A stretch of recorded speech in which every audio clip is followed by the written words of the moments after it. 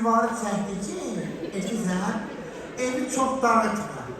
Bunlar işlahlarınızda hiç olmasa. Ama sen bir söz diyeyim Aslanlar, Kirif dağıtacak. Kirifüşe dağıtır.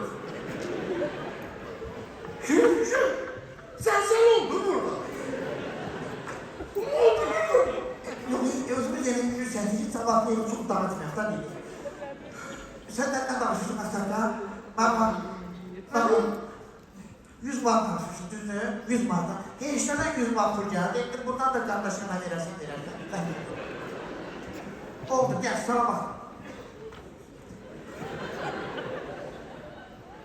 Nasıl yapıştı öyle?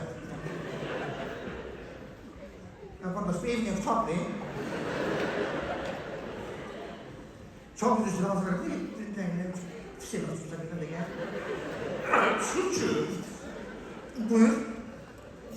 Harcımsın. Buyur. Ha, daha gördüyse, gördüyse.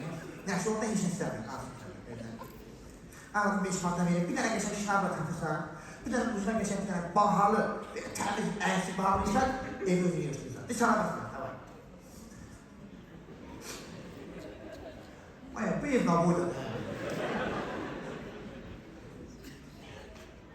Buyur.